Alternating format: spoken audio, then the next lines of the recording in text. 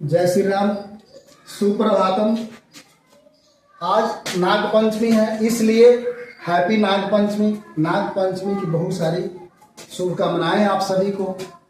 आज हम लोग जानते हैं कि आज का तिथि है नाग पंचमी, अर्थात सावन मास का शुक्ल पक्ष नाग पंचमी। शुक्ल पक्ष को नाग पंचमी मनाया जाता है।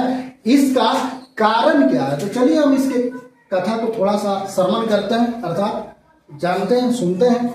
इस कहानी में 3 पात्र हैं। एक है मुख्य रूप से राजा परीक्षित, या राजा परीक्षित, जिनको सर्प ने डसा है और सर्प के डसने से, सर्प के काटने से उनकी मृत्यु हो गई।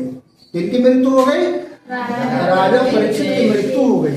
तो उनके लड़के थे जन्मेजय, क्या उनके लड़के कौन थे? जन्मेजय। वो सोचे कि हम पृथ्वी से सांपों का विहीन समाप्त कर देंगे, सांपों को यहाँ से बिल्कुल समाप्त कर देंगे।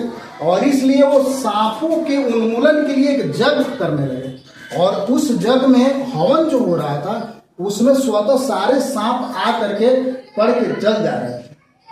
तो देवगण, ऋषिगण, मुनिगण सब कोई देखे तो सोचे कि यारे ये तो पृथ्वी ही सर्प विहीन हो जाएगा।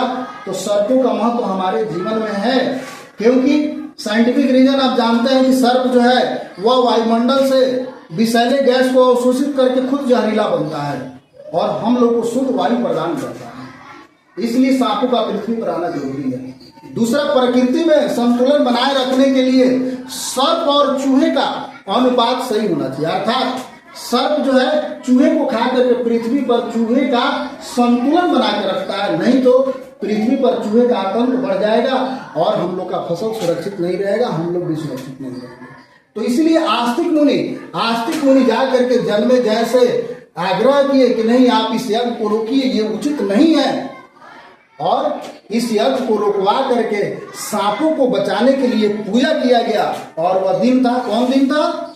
वह यही दिन था सावन का शुक्ल पक्ष का पंचमी, सावन मास का शुक्ल पक्ष पंचमी, जिसको जाना जाता है नाग पूजा के रूप में। और उसी दिन से हम लोग नाग पूजा मनाते आ रहे हैं। एक और रीजन है इसमें, आध्यात्मिक एक और कारण है कि अगर हम सांप का आज पूजा करते हैं तो हमारा जीवन सर्प दंश से मुक्त होता है। हमको सर्प को देख करके डर भय नहीं लगेगा। हमारे जीवन में बार बार सर्प काल का दोष जो है दूर हो जाएगा। चलिए, धन्यवाद।